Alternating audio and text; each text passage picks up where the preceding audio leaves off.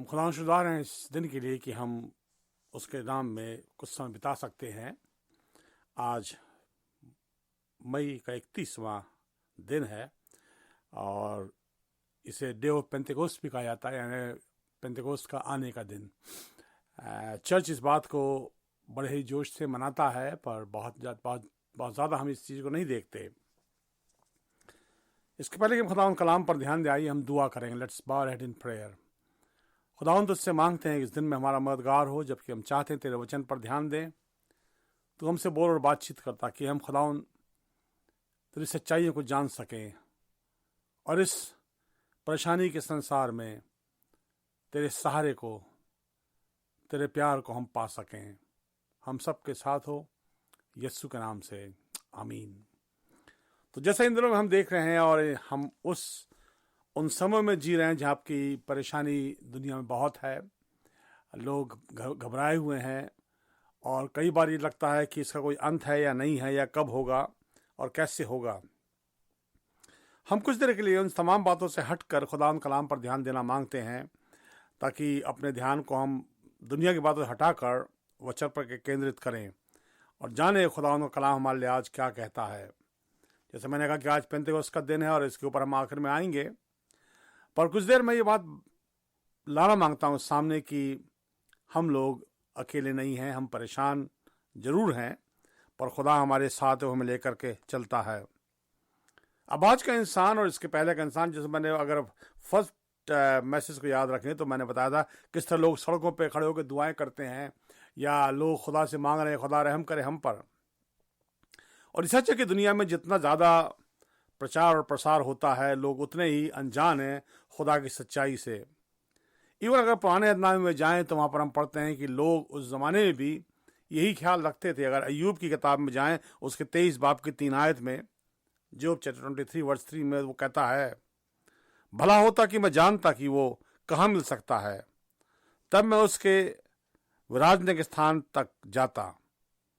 फिर आगे कहता है 21 में कि कोई परमेश्वर के सामने सज्जन का मुकदमा लड़े और कोई अपने पड़ोसी के लिए लड़ता है, जैसे कोई अपने पड़ोसी के लिए लड़ता है।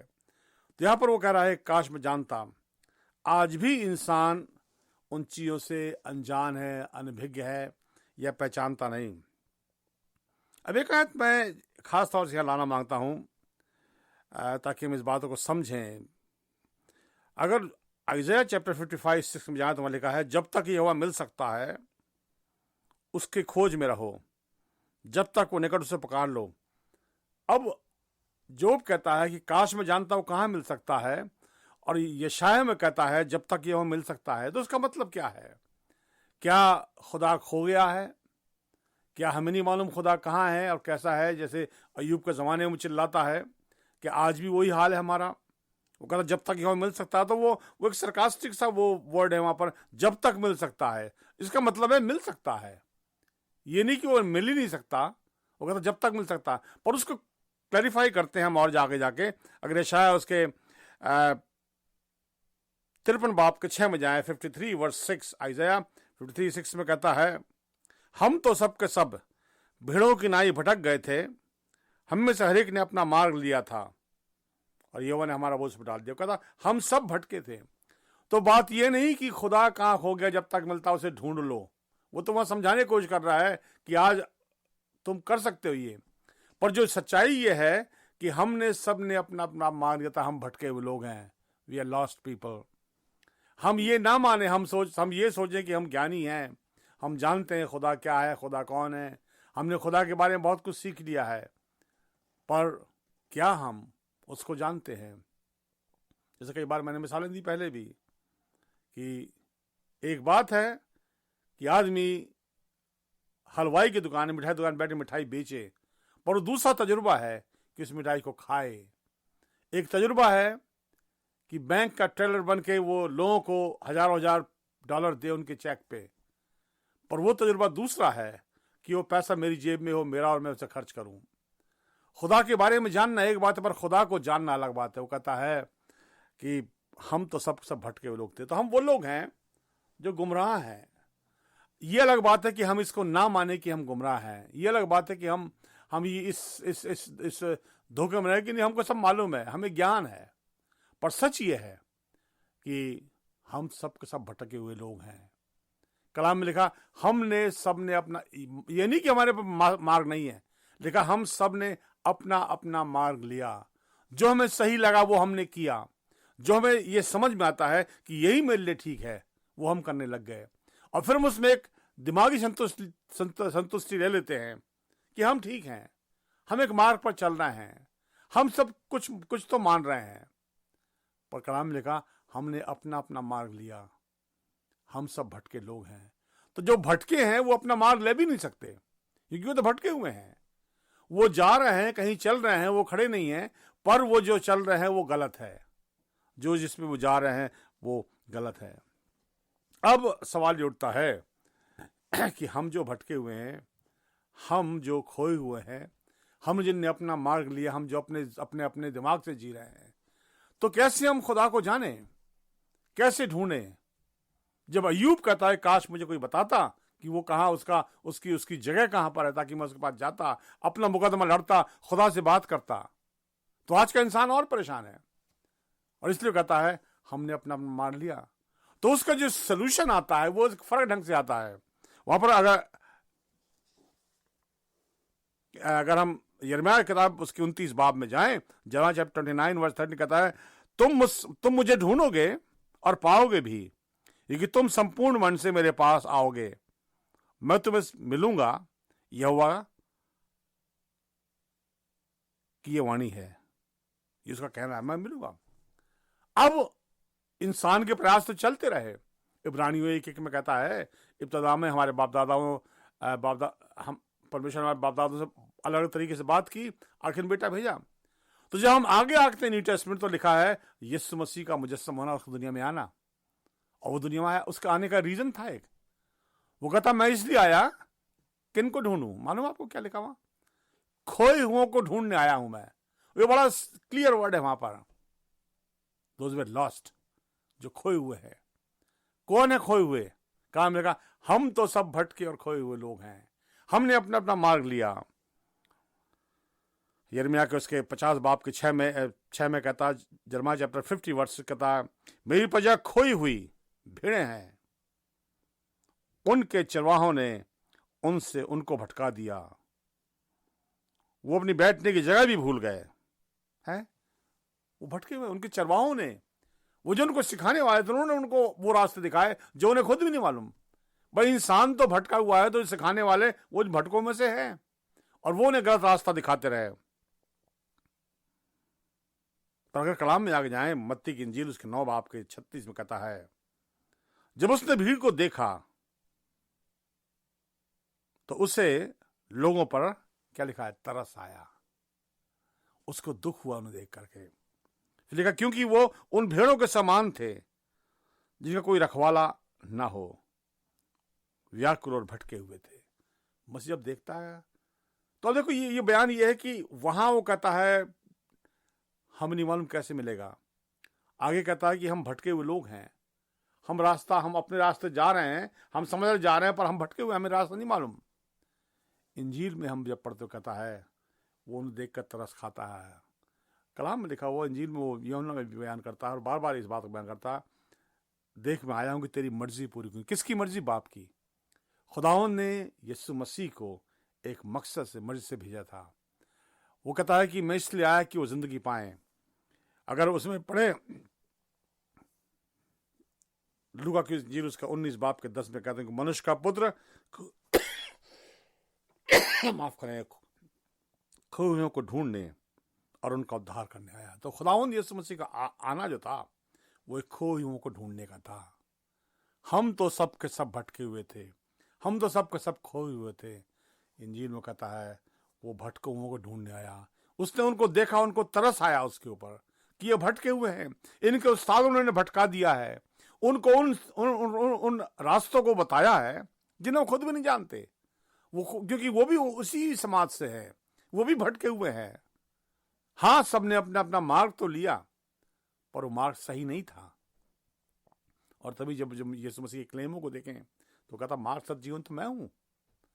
कोई भी रास्ते में जा रहे हो, अगर मैं नहीं हूं तो वो गलत रास्ता है, वो भटका हुआ है। तभी वो क्लेम करता है कि मैं सत्य हूं, मैं हूं मार्ग। अब ये सारी आयतें, उसके बाद बहुत सी आयतें मत्ती के 18-11 में वो कहता मैं इसलिए आया कि मैं खोए हुओं को ढूंढ लूं। उसका आने का मकसद था, वो सारी बातें हैं। और इन आयतों को हम देख सकते हैं, कभी और भी देख सकते हैं अगर खुदा ने चाहा तो। हम खोए हुए खोइयों को बचाने आया था।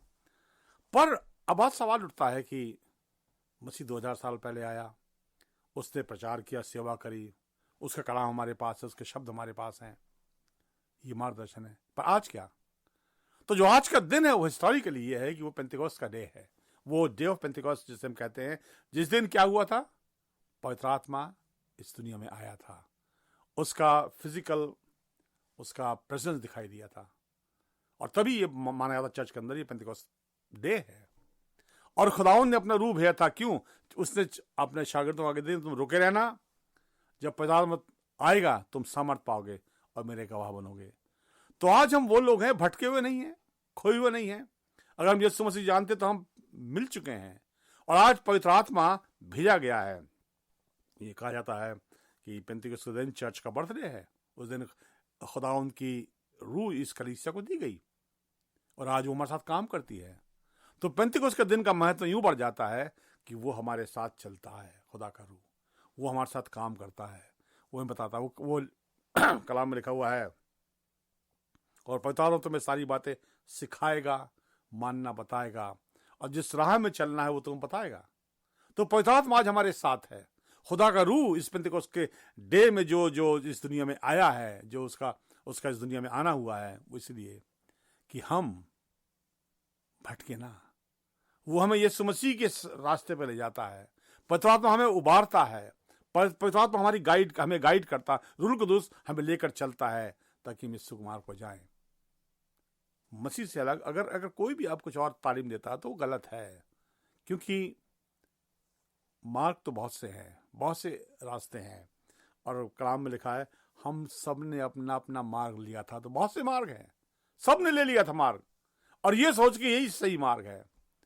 पर मसीह ने आगे क्लेम किया, आई एम द वे, मैं मार्ग हूं, मैं सत्य हूं, मैं जीवन हूं। तो आज सवाल इस बात का है कि इस पेंतिकोस्त के दिन में, और जबकि हम इस बारे में सोचते हैं कि हम खोए हुए लोग हैं, तो क्या हम यीशु मसीह को जानते हैं? और उसको जानने के लिए ये नहीं कि हम जान सकते हैं, नहीं है, पवित्र आत्मा हमारी सहायता करता है, पवित्र आत्मा हमें कायल करता है, पवित्र आत्मा हमें उभारता है कि हम इन बातों को जानें। खुदा सामने हम झुकते हैं, उससे मांगते, खुदा तुम्हें बता क्या करना है। हमें रास्ता नहीं मालूम, और हमें जो रास्ता मालूम वो गलत रास्ता है। नीति चंद वो कहता है, ऐसा भी मार्ग है जो मनुष्य को, क्या लिखा आपको याद है किसी को? ऐसा ही मार्ग जो मनुष्य को उत्तम दिखाई देता है, पर उसका अंत मौत है। वो मार्ग उत्तम तो दिखाई दे रहा है, पर अंत मृत्यु है। तो हर मनुष्य ने अपना मार्ग लिया, हर इंसान अपने मार्ग पर चल दिया। ऐसा भी कलाम में ये लिखा, ऐसा भी मार्ग है जो मनुष्य को उत्तम दिखाई देता है, जो अच्छा लगता है वो रास्ता में। हम बेहतर लोग हैं जी, हम तो ठीक ठाक है, हम तो अपना जॉब समय से करते हैं, हम गरीबों को भी देते हैं, हम ये भी करते हैं, वो भी करते हैं, वो मार्ग हमें अच्छा लगता है, वो हमें सेटिस्फेक्शन देता है। कलाम में लिखा है, जो मनुष्य को उत्तम दिखाई देता है उसका अंत मृत्यु है। तो मार्ग तो एक ही है, जो है खुदा यीशु मसीह, उससे दूसरा रास्ता नहीं है।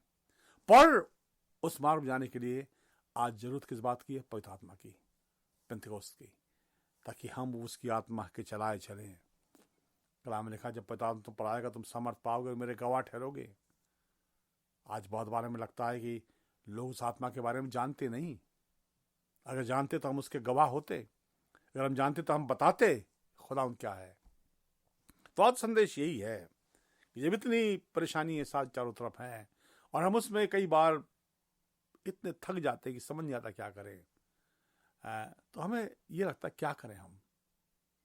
हम अपने लोगों से मिल नहीं सकते। मुझे मालूम आप सब और जो सुन रहे हैं शायद अपने रिश्तेदारों से कभी जाके मिलते भी नहीं हैं, क्योंकि मजबूरी है। हम एक दूसरे की सेफ्टी चाहते हैं, हम अपने बच्चों की सेफ्टी चाहते हैं, हम निकलते नहीं बाहर, सिर्फ इसलिए कि हम दूसरे को बीमार ना करें, खुद बीमार ना हो। और इन तमाम परेशानी में हम क्या करें?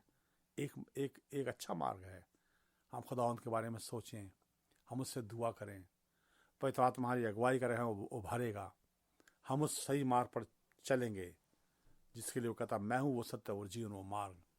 वो मार्ग नहीं जो मनुष्य को उत्तम दिखाई तो पड़ता है, उसका अंत मौत है, वो मार्ग नहीं, पर वो मार्ग जो जीवन को पहुंचाता है, जो अनंत जीवन के भागीदार बनाता हमें। तो ये जो आज की बात यही है कि हम सब भटके हुए हैं, हमने अपना अपना मार्ग लिया। फिर बाइबल कहती जब तक वो मिल सकता खोजे, तो आज मिल सकता है, आज हमें ऑप्शन है। कलाम में लिखा मनुष्य का एक बार मरना, उसके बाद न्याय, उसके बाद कयामत। तो अगर जिंदा हैं तो आज मिल सकता है, इसके बाद खुदा का न्याय आना है, खुदा के सामने खड़े होना हमें। कितने लोग इस दुनिया से चले गए छोड़ के, हम दुख होता सोच के। वो लोग जिनको हम जानते थे, हमारे साथ थे, आज वो नहीं है, और कल यही हम भी होंगे कि हम भी नहीं होंगे। पर जब आज का दिन कहता हम जाने खुदा को वो क्या है, और उस मार्ग को पकड़ ले जो अनंत जीवन पहुंचाता है। उस मार्ग में चलने के लिए ये बात सच है कि हमें अपने आप खुदा सामने रखना पड़ता है। खुदा तू बता किस तरह चलना है, तू बता क्या होना है, और तब वो हमें बनाता है कैसा। वो बहुत सी मिसालें हैं, अगर हमें टाइम ले तो हम बहुत कुछ सोच सकते कलाम से। जब खुदा के पास आप आते हो तो वो आपको लेके बनाता है।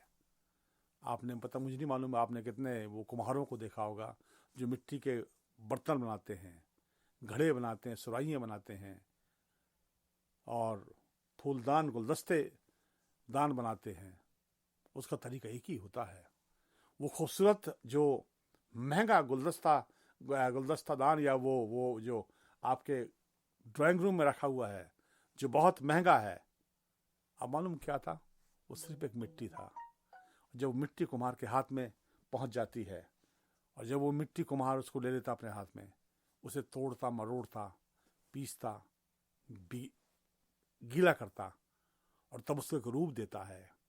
जब तक आप टूटोगे नहीं, आप कोई रूप नहीं पाओगे। हम खुदा के साथ चलने की बात तो क्लेम कर सकते हैं, पर अगर खुदा के सामने ये ना गए, खुदा तू ले मुझे बना, क्या बनाना है, वो बनाएगा आपको, वो आपको सही रास्ता देगा, वो लेके चलेगा।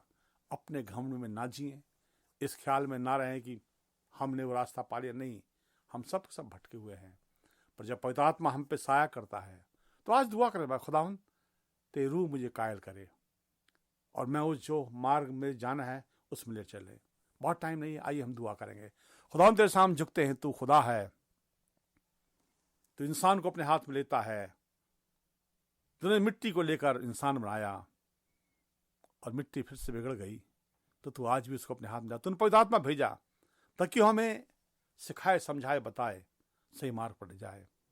हम तुझसे मांगते बाप, तू हमें ले, हम जो भटके हुए अपने मार्ग पर चल के खुश हैं, तेरे मार्ग चल सकें। जिंदगी एक है, उसके बाद तेरा न्याय। कलाम की बात है, मनुष्य के एक बार मरना, उसके बाद न्याय नियुक्त है। हम पर रहम कर, अपने आप को तुझे सौंप सकें, इसके लिए तैयार रहें कि तुम किस तरह तोड़ना चाहता है, किस तरह हमें शेप देना मांगता है। हम सबके साथ हो, खास तौर से वो जो गमज़दा हैं उन पर रहम करना। हमारी कलीसिया को बरकत दे बाप। मांगते अपने बच्चों के लिए, अपने जवानों के लिए, अपनी कलीसिया के तमाम खानदान को, जो लोग सुन रहे हैं उन सब के लिए। तेरा रहम हम सब पर हो। खुदा जिंदगी एक है, उसके बाद तेरा न्याय। तेरा आत्मा ही हमें बताता किस तरह चलना है। तेरा मार्ग सत्य मार्ग, तू ही वो मार्ग है। हम सब पर रहम कर, बाकी सब हमारे साथ हो। हम इस मुल्क के लिए मांगते हैं, तेरा रहम इस मुल्क पर हो, अपने प्रेसिडेंट के लिए, उसकी काउंसिल के लिए, और खुदा जो भी ईमानदार हैं उन सबों के लिए तेरा हाथ हम पर बने, और दुनिया के तमाम लोगों में जो परेशानी वो दूर की जाए। सबकी सहायता कर, हमारी कलीसिया को बरकत दे, यीशु के नाम से आमीन। हमारे बाप, तू जो आसमान पर है, तेरा नाम पाक माना जाए, तेरी बादशाहत आए, तेरी जैसे आसमान पूरी ज़मीन पर पूरी हो। हमारी रोज़ की आज में बख्श दे, तेरे सवारों को माफ़ कर, तुम्हारे कसूरों को माफ़ कर, हमें आजमाइश न पड़ने दे, बल्कि बुराई से बचा। कि बादशाहत, कुदरत, जलाल हमेशा तेरी है, आमीन। खुदा मसीह तब आपकी मोहब्बत और पाक रिफ़ाकत हम सर के साथ और सदा होती रहे, आमीन।